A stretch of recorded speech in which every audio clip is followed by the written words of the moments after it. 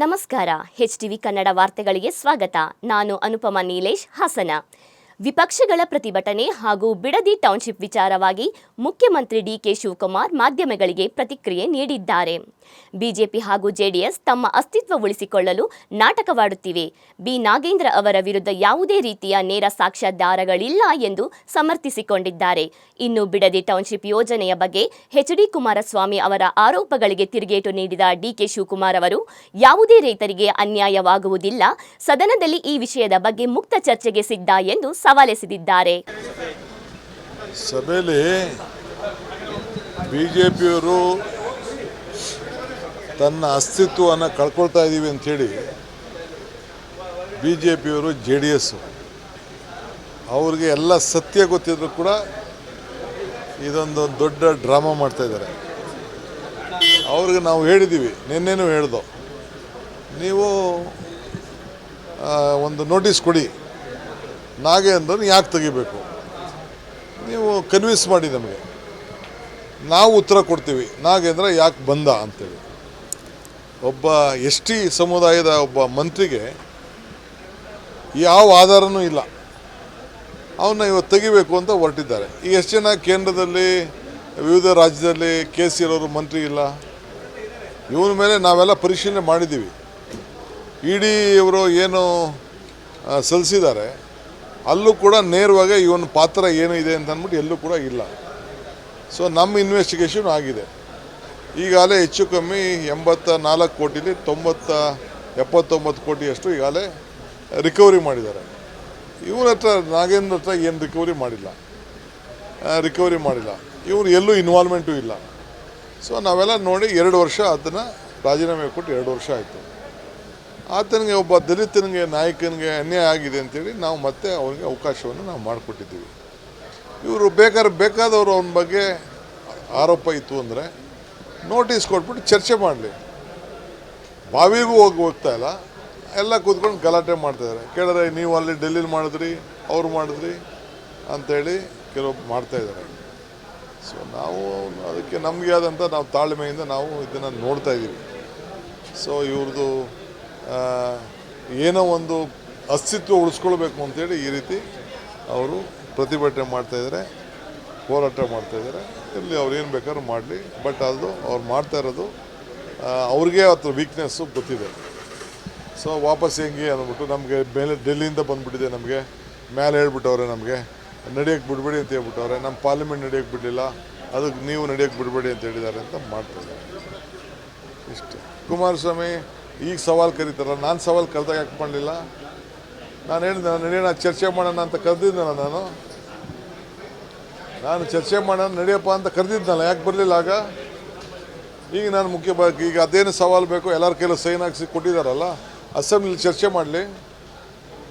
ಆ ಜನನೆಲ್ಲ complete ಮುಗಿಸ್ಬಿಟ್ಟು red ಝೋನ್ಗಿಟ್ಟು acquisition ಮಾಡಿ notice ಮಾಡಿ ಎಲ್ಲ ಮಾಡಿಬಿಟ್ಟು ಈಗ ಸುಮ್ಮನೆ ಅದಕ್ಕೇನೋ ಡ್ರಾಮಾ ಮಾಡೋಕ್ಕೆ ಕೊಟ್ಟಿದ್ದಾರೆ. ವಂದೇ ಮಾತರಂ ಕುರಿತು ಬಿಕೆ ಹರಿಪ್ರಸಾದ್ ಹೇಳಿಕೆಗೆ ಸಂಸದ ಕೋಟಾ ಶ್ರೀನಿವಾಸ್ ಪೂಜಾರಿ ತೀವ್ರ ಆಕ್ಷೇಪ ವ್ಯಕ್ತಪಡಿಸಿದ್ದಾರೆ.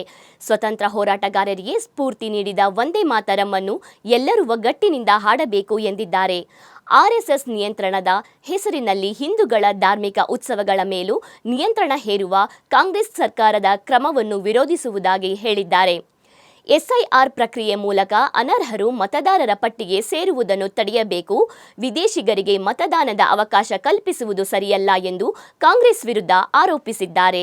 ಬಿಕೆ ಹರಿಪ್ರಸಾದರು KPCC ಅಧ್ಯಕ್ಷ ಆಗಿದ್ದವರು, ಬಹಳ ದೊಡ್ಡ ಹುದ್ದೆ ಅದು. ಯಾವ ಆಧಾರದಲ್ಲಿ ಆ ರೀತಿ ಮಾತಾಡ್ತಾರೆ ಗೊತ್ತಿಲ್ಲ. ಹಿಂದೇನಾಗಿತ್ತು ಅಂತ ಹೇಳಿದರೆ, ಒಂದೇ ಮಾತ್ರ ಮಾಡುವಾಗ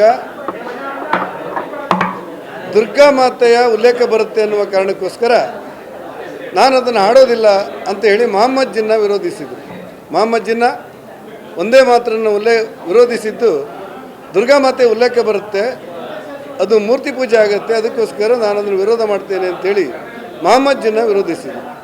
ಮೊಹಮ್ಮದ್ ಜಿನ್ನ ವಿರೋಧಿಸಿದ ನಂತರ ಈಗ ಯಾರಾದರೂ ವಿರೋಧಿಸುತ್ತಿದ್ದರೆ ಅದು ಕಾಂಗ್ರೆಸ್ ಪಕ್ಷ, ಅದರಲ್ಲೂ KPCC ಅಧ್ಯಕ್ಷ ರೀತಿ ಹೇಳಿದ ಅತ್ಯಂತ ನೋವಿನ ಸಂಗತಿ. ನನಗನ್ಸುತ್ತೆ ಎಂಥ ಸಂದರ್ಭದಲ್ಲೂ ಕೂಡ ಒಂದೇ ಮಾತರಮನ್ನು ನಾವೆಲ್ಲರೂ ಒಟ್ಟಾಗಿ ಹಾಡಬೇಕು. ಅದು ದೇಶಭಕ್ತಿಯ ಸ್ವಾತಂತ್ರ್ಯ ಹೋರಾಟದಲ್ಲಿ ಸ್ವಾತಂತ್ರ್ಯ ಹೋರಾಟಗಾರರಿಗೆ ಸ್ಫೂರ್ತಿಯನ್ನು ಕೊಟ್ಟಂಥ ಒಂದು ಬಹುದೊಡ್ಡ ಗೀತೆ. ಆ ಹಿನ್ನೆಲೆಯಲ್ಲಿ ಕಾಂಗ್ರೆಸ್ ಪಕ್ಷ ಅದನ್ನು ಏನು ನಿರ್ಧಾರ ಇದೆ ಅದನ್ನು ಸರಿಪಡಿಸ್ಕೊಳ್ಳೋದು ಒಳ್ಳೆಯದು, ಅದರಿಂದ ರಾಷ್ಟ್ರ ಗೌರವ ಸಿಗುತ್ತೆ ಅಂತ ನನ್ನ ಯೋಚನೆ. ಮೊಹಮ್ಮದ್ ಜಿನ್ನನ ನಂತರ ಯಾರಾದರೂ ವಿರೋಧಿಸಿದ್ರೆ ಇದ್ದರೆ ಒಂದೇ ಮಾತರಮನ್ನು ಅದು ಕಾಂಗ್ರೆಸ್ ಪಕ್ಷ, ಅದರಲ್ಲೂ ಕರ್ನಾಟಕ ಕಾಂಗ್ರೆಸ್ಸಿನ KPCC ಅಧ್ಯಕ್ಷ ಈ ರೀತಿ ಹೇಳಿದ್ದು ನೋವಿನ ಸಂಗತಿ. ರಾಷ್ಟ್ರೀಯ ಸ್ವಯಂ ಸೇವಕ ಸಂಘ ಈ ಜಗತ್ತಿನಲ್ಲಿ ಬೇರೆ ಬೇರೆ ಧರ್ಮಗಳಿಗೆ ಬೇರೆ ಬೇರೆ ರಾಷ್ಟ್ರಗಳಿವೆ. ಆದರೆ ಹಿಂದೂಗಳಿಗಿರುವಂಥದ್ದು ಪ್ರಸ್ತುತ ವಿಶ್ವದಲ್ಲಿ ಏಕೈಕ ರಾಷ್ಟ್ರ ಯಾವುದು ಕೇಳಿದರೆ ಅದು ಭಾರತ.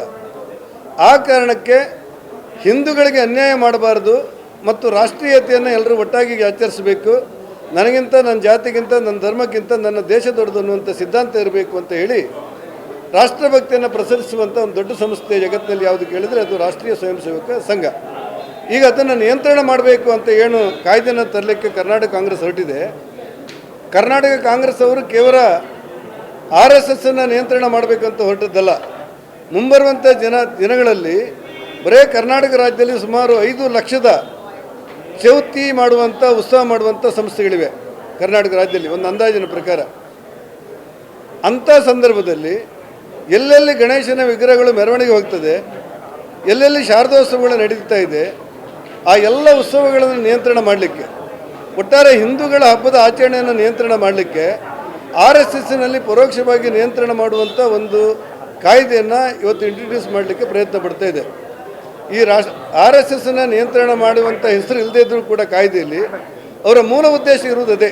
ಪ್ರಿಯಾಂಕಾ ಖರ್ಗೆದಾಗಲಿ ಅವರದ್ದಾಗಲಿ ಮೂಲ ಉದ್ದೇಶ ಇರುವುದು ಇದೆ. ಒಟ್ಟಾರೆ RSSನ್ನು ನಿಯಂತ್ರಣ ಮಾಡುವ ಹೆಸರಿನಲ್ಲಿ ಯಾವ ಗಣಪತಿಯ ಮೆರವಣಿಗೆಗಳು ಕೂಡ ಆಗಬಾರ್ದು, ಯಾವ ಶಾರದೋತ್ಸವ ಮೆರವಣಿಗೆ ಕೂಡ ಆಗಬಾರ್ದು. ಹಿಂದೂಗಳನ್ನು ದಮನ ಮಾಡಲಿಕ್ಕೆ ಪರೋಕ್ಷವಾಗಿ ಹೊರಟಿರುವಂಥ ಒಂದು ಕಾಯ್ದೆ ಇದು. ಈ ಕಾಯ್ದೆಯನ್ನು ನಾವು ವಿರೋಧಿಸ್ತೇವೆ. ಅದೇನೇ ಅನಾಹುತ ಆದರೂ ಕೂಡ ತಡಿತೇವೆ. SIR ಪ್ರಕ್ರಿಯೆಯಿಂದ ಸುಮಾರು 1 ಕೋಟಿ ವೋಟರ್ಸ್ ಡಿಲೀಟ್ ಆಗಿದೆ. ಈಗ BJP ಕ್ಷೇತ್ರಗಳು, ಕಾಂಗ್ರೆಸ್ ಎಲ್ಲ ಕ್ಷೇತ್ರಗಳಲ್ಲೂ ಕೂಡ ಡಿಲೀಟ್ ಆಗಿದೆ. ಇದು ಕಾಂಗ್ರೆಸ್ ಅವ್ರನ್ನ ಟಾರ್ಗೆಟ್ ಮಾಡಿದ್ದಾರೆ ಅಂತ ಆರೋಪ ಮಾಡಿದ್ದಾರೆ. ಈಗ ಭಾರತ ದೇಶದಲ್ಲಿ ಯಾವುದಾದ್ರೂ ಒಂದು ರಾಜ್ಯ ವಾಸ್ತವ್ಯ ಸರ್ಟಿಫಿಕೇಟ್ ಹೆಸರಲ್ಲಿ SIRನ ಮೀರಿ ಈ ಭಾರತದವರು ಅಲ್ಲದೇ ಇದ್ದವರಿಗೆ ಮತ ಕೊಡಲಿಕ್ಕೆ ಪ್ರಯತ್ನ ಮಾಡಿರುವಂಥ ಏಕೈಕ ರಾಜ್ಯ ಯಾವುದು ಕೇಳಿದರೆ ಅದು ಕರ್ನಾಟಕ ರಾಜ್ಯ. ಹಾಗಾಗಿ ಇವರನ್ನು ಸುತ್ತೋಲೆ ತರ್ತಾರೆ. ವಾಸ್ತವ್ಯ ಸರ್ಟಿಫಿಕೇಟನ್ನು ವಿಲೇಜ್ ಅಕೌಂಟೆಂಟ್ ಕೊಡಬೇಕು, RI ಕೊಡಬೇಕು, ತಹಶೀಲ್ದಾರ್ ಕೊಡಬೇಕು ಅಂತ ಹೇಳಿರ್ತಾರೆ. ಇಷ್ಟು ಮಾಡಿಯೂ ಊರಲ್ಲಿ ಇಲ್ಲದೇ ಇದ್ದವರು, ದೇಶದಲ್ಲಿ ಇಲ್ಲದೇ ಇದ್ದವರು, ದೇಶವಾಸಿಗಳೇ ಅಲ್ಲದೇ ಇದ್ದವರು ಇವತ್ತು ಕಾಫಿ ತೋಟಕ್ಕೆ ಬಾಂಗ್ಲಾದೇಶದಿಂದ ಕೆಲಸ ಬಂದು ನಾವು ಭಾರತೀಯರು ಅಂತೇಳಿ ಕಾಂಗ್ರೆಸ್ಸಿಗೆ ಓಟ್ ಹಾಕುವವರು, ಅವರಿಗೆ ಸ್ವಲ್ಪ ತೊಂದರೆ ಇರ್ಬೋದು. ಯಾರಿಗೇ ಆದರೂ ಕೂಡ ಅವರನ್ನು ಕೊನೆಯದಾಗಿ ಅವ್ರಿಗೆ ನೋಟಿಸ್ಕೊಟ್ಟು, ನೀವು 4 ಓಟ್ ಇದೆ ನಿಮ್ಮ ಹತ್ರ, ಈ 4 ಓಟಲ್ಲಿ ನಿಮ್ಮ ಓಟ್ ಯಾವುದು, ನಿಮ್ಮ ಯಾವ ಊರಲ್ಲಿ ಇರ್ತೀರಿ ಅಂತ ಕೇಳಿ ಅವರಿಂದ ಅನುಮತಿ ಪಡೆದೇ ಆ SIRನಲ್ಲಿ ಅವರ ಹೆಸರು ದಾಖಲಾಗುತ್ತೆ. ಉಳಿದದೆಲ್ಲ ಅಪಪ್ರಚಾರ. ಹಾಗಾಗಿ ವಿದೇಶಿಗರ ಓಟನ್ನು ಕೊಡಬೇಕು ಅನ್ನುವಂಥ ಪ್ರಯತ್ನಗಳನ್ನು ಕಾಂಗ್ರೆಸ್ ಮಾಡೋದಿದ್ರೆ ಅದನ್ನು ಬಿಡಬೇಕು ಅನ್ನೋದು ನಮ್ಮ ಆಗ್ರಹ. ವಾಲ್ಮೀಕಿ ನಿಗಮದ ಹಣ ವರ್ಗಾವಣೆ ಪ್ರಕರಣಕ್ಕೆ ಸಂಬಂಧಿಸಿದಂತೆ ಸಚಿವ ನಾಗೇಂದ್ರ ತಮ್ಮ ಖಾತೆಗೆ ಹಣ ಬಂದಿಲ್ಲ, ಚಾರ್ಜ್ ಶೀಟ್ನಲ್ಲಿ ತಮ್ಮ ಹೆಸರಿಲ್ಲ ಎಂದು ಸ್ಪಷ್ಟಪಡಿಸಿದ್ದಾರೆ. ಬಿಜೆಪಿ ರಾಜೀನಾಮೆ ಕೇಳುವುದಕ್ಕೆ ವಿರೋಧ ವ್ಯಕ್ತಪಡಿಸಿದ್ದಾರೆ. ಸಂವಿಧಾನದ ಪುಸ್ತಕ ಪ್ರದರ್ಶಿಸಿ ಸಂವಿಧಾನವೇ ನನ್ನ ರಕ್ಷಣೆ ಎಂದಿರುವ ನಾಗೇಂದ್ರ ಸದನದಲ್ಲಿ ಚರ್ಚೆಗೆ ಸಿದ್ಧ ಎಂದು ಸವಾಲು ಹಾಕಿದ್ದಾರೆ. ಇದೇ ವೇಳೆ ಸಿಎಂ ರಾಜಕೀಯ ಕಾರ್ಯದರ್ಶಿ AS ಪೊನ್ನಣ್ಣ ಕೂಡ ಚಾರ್ಜ್ ಶೀಟ್ನಲ್ಲಿ ನಾಗೇಂದ್ರ ಹೆಸರು ಇಲ್ಲ, ಹೀಗಾಗಿ ಬಿಜೆಪಿ ರಾಜೀನಾಮೆ ಕೇಳಲು ಯಾವುದೇ ನೈತಿಕತೆ ಇಲ್ಲ ಎಂದು ಹೇಳಿದ್ದಾರೆ. ಒಳಗೆ ಪ್ರವೇಶ ಮಾಡಿ ರಾಜ್ಯದಲ್ಲಿರುವಂಥ ನಾಗರಿಕರ ಮೇಲೆ ತನಿಖೆ ಮಾಡಬೇಕಾದ್ರೆ Delhi special police establishment act ಅಡಿನಲ್ಲಿ ರಾಜ್ಯ ಸರ್ಕಾರದ ಅನುಮತಿ ಬೇಕು. ಅವ್ರಿಗೆ ಅನುಮತಿ ಇರಲಿಲ್ಲ. ಯಾವುದೋ ಒಂದು ಕಾರಣದಿಂದ ಬಂದು ತನಿಖೆ ಮಾಡ್ತಾ ಇದ್ದೀವಿ ಅಂಥೇಳಿ ಇವನ್ನ ಆರೋಪಿಯಾಗಿ ಸೇರಿಸ್ಕೊಂಡಿದ್ದಾರೆ. ಯಾವ ತನಿಖೆ ಮಾಡೋಕ್ಕೆ ಸಾಧ್ಯ ಇದೆ ಅವ್ರಿಗೆ ಅನುಮತಿನೇ ಇಲ್ಲದೆ ಇದ್ದಾಗ? ಇದು ಮೂಟ್ ಕ್ವೆಶ್ಚನ್ ಆಯಿತಾ. ಈಗ ಆರೋಪಿಯಾಗಿ ಸೇರಿಸ್ಕೊಂಡಿದ ಮೇಲೆ ಪ್ರಾಸಿಕ್ಯೂಷನ್ ಸ್ಯಾಂಕ್ಷನ್ ಬೇಕು ಅವ್ರಿಗೆ. Section 19 of the prevention of corruption ಆ್ಯಕ್ಟ್ನಲ್ಲಿ ಅದಕ್ಕೆ ಅರ್ಜಿಯನ್ನು ಹಾಕ್ಕೊಂಡಿದ್ದಾರೆ. ಸ್ಯಾಂಕ್ಷನ್ ಕೊಟ್ಟ ಅಂದರೆ ಕೋರ್ಟ್ನಲ್ಲಿ ನಡೀತದೆ. ನಾವು ಈಗ ಸದನದಲ್ಲೇ ಚರ್ಚೆಗೆ ತಯಾರಿದ್ದಾಗ ಕೋರ್ಟ್ನಲ್ಲಿ ಎದುರಿಸೋಕ್ಕೆ ತಯಾರಿಲ್ವಾ? ಕೋರ್ಟ್ನಲ್ಲಿ ಇವರು ಯಾವ ರೀತಿ ಬೇಕಾದ್ರೆ ಚಾರ್ಜ್ ಶೀಟ್ ಹಾಕಿದ್ರೆ ಒಪ್ಕೊಡೋಕ್ಕಾಗುತ್ತಾ? ಇವರು ಒಂದು ಪ್ರಕರಣದಲ್ಲಿ ಮಿಸ್ಅಪ್ರಾಪ್ರಿಯೇಷನ್ ಕೇಸು, ಹಣ ದುರ್ಬಳಕೆ ಆಗಿದೆ ಅಂತ. ಹಣ ದುರ್ಬಳಕೆ ಆಗಿದೆ ಅಂತ ಹೇಳುವಂಥ ಆರೋಪಿಯಿಂದ ಹಣ ಸಿಕ್ಕಿದೆ. ಆ ಆರೋಪಿಗೂ ನಾಗೇಂದ್ರ ಅವ್ರಿಗೂ ಏನೂ ಕನೆಕ್ಷನ್ ಇಲ್ಲ. ಹೆಂಗೆ ಅವ್ರನ್ನ ಆರೋಪಿ ಮಾಡ್ತೀರಿ? It's a moot question, it's logic ಅಷ್ಟೇ, ಕಾಮನ್ ಸೆನ್ಸ್ ಇದು. ಹೆಂಗೆ ಮಾಡ್ತೀರಿ? ಹಣ ದುರ್ಬಳಕೆ ಆಗಿದೆ ನಿಮ್ಮ ಆಫೀಸ್ನಲ್ಲಿ, ನನ್ನ ಹತ್ರ ನಿಮ್ಮ ಹತ್ರ ದುಡ್ಡು ಸಿಗಬೇಕು, ನಾನು ಆರೋಪಿ ಆಗ್ತೀನಿ. ಸಿಗದೆ ಇರೋನು ಹಿಡ್ಕೊಂಡು ಹೋಗಿ ಆರೋಪಿ ಅಂತ ರಾಜಕೀಯವಾಗಿ ಹೇಳಿದ್ರೆ ಇವ್ರು ಕೇಂದ್ರ ಸಂಸ್ಥೆಗಳನ್ನೆಲ್ಲ ದುರ್ಬಳಕೆ ಮಾಡ್ತಾಯಿದ್ದಾರೆ. ಇಡಿನವರ ಪೂರ್ಣವಾದಂಥ ತನಿಖೆ ಯಾವ ಥರ ರೀತಿ ನಡೀತು ಅಂತ ನಾಗೇಂದ್ರ ಅವ್ರು ಹೇಳಿದ್ದಾರೆ. ಯಾರನ್ನು ಗುರಿ ಇಟ್ಕೊಂಡು ಮಾಡಿದ್ರು? ಫೈನಾನ್ಷಿಯಲ್ ಇಲಾಖೆಯನ್ನು ಗುರಿ ಇಟ್ಕೊಂಡ್ರು, ಉಪಮುಖ್ಯಮಂತ್ರಿಗಳನ್ನ ಗುರಿ ಇಟ್ಕೊಂಡ್ರು. ಅದಕ್ಕೆ ಒಬ್ಬರು ಬಂದು FIR ಲಾಡ್ಜ್ ಆಯಿತು. ಅಟಾರ್ನಿ ಜನರಲ್ ಬಂದರು FIR ಕ್ವಾಶಿಂಗ್ ಆರ್ಗ್ಯುಮೆಂಟ್ ಮಾಡಿದ್ರು. ಈ ಮಟ್ಟಕ್ಕೆ ರಾಜಕೀಯವಾಗಿ ಹೋಗ್ತಾರೆ ಅವರು, ಅದನ್ನು ನಾವು ಒಪ್ಪಬೇಕು. ಇದಕ್ಕೆ ಶಾಸಕ ಜನಾರ್ದನ ರೆಡ್ಡಿ ತಿರುಗೇಟು ನೀಡಿದ್ದು, ಭ್ರಷ್ಟಾಚಾರಕ್ಕೆ ಜಾತಿಯ ಬಣ್ಣ ನೀಡುವುದು ತಪ್ಪು, ದಲಿತ ಕಾರ್ಡ್ ಬಳಸಬೇಡಿ ಎಂದು ಹೇಳಿದ್ದಾರೆ. ಹಣ ವಾಪಸ್ ನೀಡಿದ ಮಾತ್ರಕ್ಕೆ ಪ್ರಕರಣ ಮುಗಿಯುವುದಿಲ್ಲ. ನಾಗೇಂದ್ರ ಅವರನ್ನು ಸಚಿವ ಸ್ಥಾನದಿಂದ ಕೈಬಿಡಬೇಕು. ಸದನದಲ್ಲೂ ಹೋರಾಟ ಮುಂದುವರಿಸುವುದಾಗಿ ರೆಡ್ಡಿ ತಿಳಿಸಿದ್ದಾರೆ. ಕರಪ್ಷನ್ಗೆ ಜಾತಿಯನ್ನು ಕಟ್ಟೋದು ಬಹಳ ತಪ್ಪು. ಫಸ್ಟು ಜಾತಿಯನ್ನು ದುರುಪಯೋಗ ಮಾಡಿಕೊಳ್ಳುವಂಥದ್ದನ್ನು ಅವರು ಬಿಡಬೇಕು. ಅಂದರೆ ಇವತ್ತು ಹಾಗಿದ್ರೆ ನಾನೊಬ್ಬ ದಲಿತ ಅನ್ನೋದು ಆಗಿದ್ದರೆ ಸತೀಶ್ ಜಾರಕಿಹೊಳಿ ಅವ್ರ ಬಗ್ಗೆ BJP ಪಾರ್ಟಿಯವರು ಯಾಕೆ ಮಾತಾಡ್ತಾ ಇಲ್ಲ? ಸತೀಶ್ ಜಾರಕಿಹೊಳಿ ಅವರು ಕೂಡ ವಾಲ್ಮೀಕಿ ಜನಾಂಗಕ್ಕೆ ಸಂಬಂಧಪಟ್ಟ ವ್ಯಕ್ತಿನೇ. ರಘುಮೂರ್ತಿ ಮಂತ್ರಿ ಆಗಿದ್ದಾರೆ ಚಳ್ಳಕೆರೆ ಅವರು, ಅವರನ್ನು ಟಾರ್ಗೆಟ್ ಮಾಡ್ತಾ ಇಲ್ಲ. ಅವರು ಕೂಡ ದಲಿತ ಮಂತ್ರಿನೇ.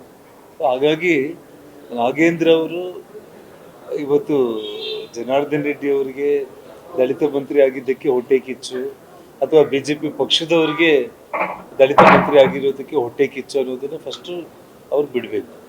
ಮತ್ತು ಕಾಂಗ್ರೆಸ್ ಪಕ್ಷ ಕೂಡ ಇವತ್ತು ಅವ್ರನ್ನ ಮುಂದೆ ಬಿಟ್ಟು ಇವತ್ತು ದಲಿತನು ಕಾರ್ಡನ್ನು ಪ್ಲೇ ಮಾಡಿದರೆ ಅವ್ರಿಗೇನಾದರೂ ಉಪಯೋಗ ಆಗುತ್ತೆ ಅಂತಂದರೆ, ಅಂದರೆ ಅವ್ರಿಗೆ ಇದು ಕೊನೆ, ಅಂದರೆ ಅವ್ರಿಗೇನು ಹೇಳಲಿಕ್ಕೆ ಇವತ್ತು ನೀವು ಲೀಗಲಿ.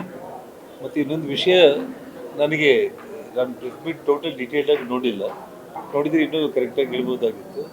ಅಮೌಂಟ್ ಎಲ್ಲ ಕೂಡ SIT ಅವರು ರಿಕವರಿ ಸುಮಾರು ಮಾಡಿ ಅಕೌಂಟಿಗೆ ಹಾಕಿದ್ದಾರೆ. ಅಂದರೆ ನಾನೊಂದು ವಿಷಯ ಹೇಳ್ತೀನಿ ನಿಮಗೆ, ಇವಾಗ ಕಳ್ಳತನ ಮಾಡಿದ ಮೇಲೆ ಪೊಲೀಸರು ಒಬ್ಬ ಕಳ್ಳ ಯಾವುದೋ ಒಂದು ಪಿಟ್ ಪ್ಯಾಕೆಟ್ ಹೊಡೆದಿರ್ತಾನೆ ಅಂತ ಅಂದ್ಕೊಳ್ಳಿ, ಅವನ್ನ ಅರೆಸ್ಟ್ ಮಾಡ್ತಾರೆ. ಅರೆಸ್ಟ್ ಮಾಡಿಬಿಟ್ಟು ಅವನ ಕಡೆಯಿಂದ ಅಮೌಂಟ್ ರಿಕವರಿ ಮಾಡ್ತಾರೆ. ರಿಕವರಿ ಮಾಡಿದೀವಿ ಅಂತೇಳಿ ಆ ಕಳ್ಳನ ಬಿಟ್ಬಿಡ್ತಾರೆ. ಕಾನೂನಲ್ಲಿ ಆ ರೀತಿ ಅವಕಾಶ ಇದೆನಾ?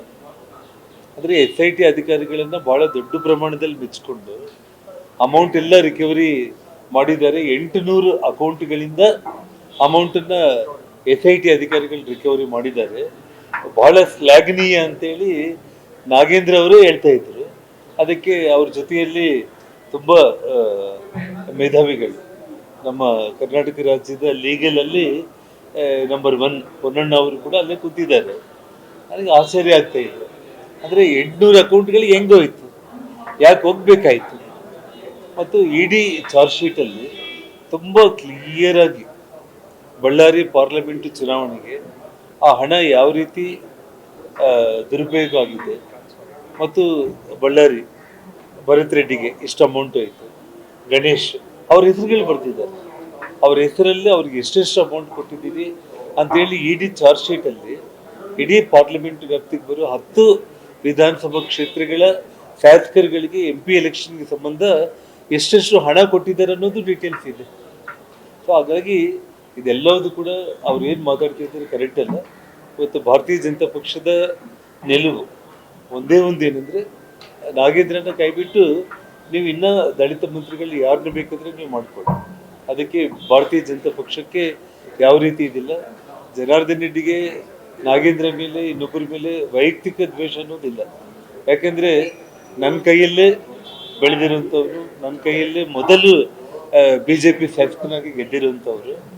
ಅಷ್ಟೇ ಆಗಲಿ, ಇವತ್ತು ಯಾರು ಕೂಡ ಇದಕ್ಕೆ ಕರಪ್ಷನ್ಗೆ ದಲಿತ ಅನ್ನೋವಂಥ ಅಸ್ತ್ರ ಉಪಯೋಗಿಸಿದ್ರೆ ಏನಾದರೂ ಲಾಭ ಆಗ್ಬೋದು ಅಂತಂದರೆ, ಇವತ್ತು ಆ ಜನಾಂಗದ ವ್ಯಕ್ತಿಗಳೇ, ಆ ಜನಾಂಗದ ಸಾಮಾನ್ಯ ಜನರೇ ಇವತ್ತು ಅವ್ರನ್ನ ತಿರಸ್ಕಾರ ಮಾಡ್ತಾರೆ. ಅವ್ರ ಅಕೌಂಟಿಗೆ ₹1 ಕೂಡ ಬಂದಿಲ್ಲ, SIT ಕ್ಲೀನ್ ಚಿಟ್ ಸಿಕ್ಕಿದೆ. ಹಾಗಾಗಿ ನಾನು ಇದು ಮಾಡ್ತೀನಿ, ನಾನು ಅಪರಾಧಿ ಅಲ್ಲ, ಆರೋಪಿ ಅಷ್ಟೇ. ಬಹಳ ಜನ ಇದ್ದಾರೆ. ಎಲ್ಲರೂ ಇವಾಗ ಆರೋಪಿಗಳಾಗಿರ್ಬೋದು, ಅಪರಾಧಿಗಳಾಗಿರ್ಬೋದು, ಇದೆಲ್ಲವೂ ವಿಷಯ ಅಲ್ಲ. ನಾನು ಹೇಳ್ತಾ ಇರುವಂಥದ್ದು ಇವಾಗ ಕೇಸು ಡೀಟೇಲ್ಸ್.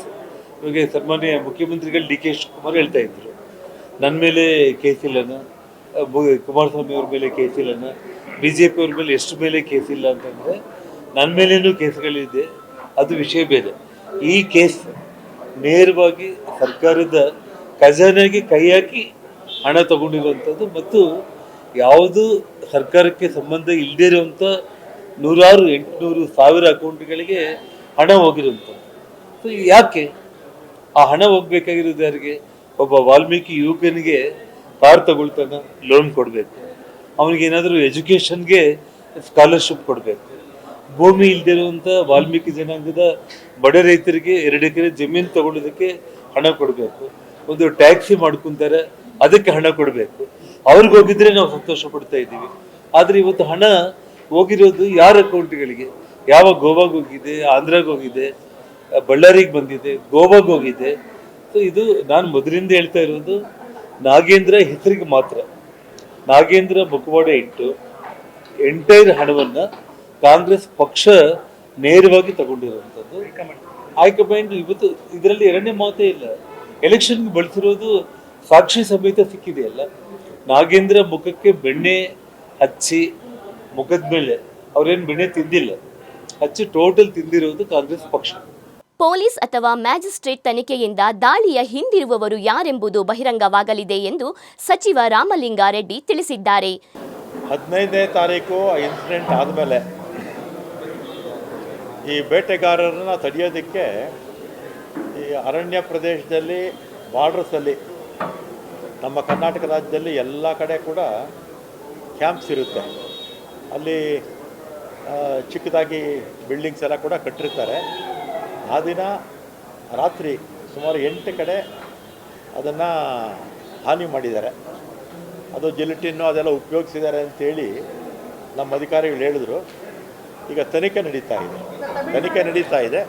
ಅಲ್ಲ, ಅದು ಯಾರಿದ್ದಾರೆ ಏನು ಅದ್ರ ಬಗ್ಗೆ ನನಗೆ ಸ್ಪಷ್ಟ ಮಾಹಿತಿ ಒಂದು ತನಿಖೆ ಆದಮೇಲೆ ಪೊಲೀಸ್ ಇಲಾಖೆಯವರು ಅಥವಾ ನಮ್ಮ ಮ್ಯಾಜಿಸ್ಟ್ರಿಯಲ್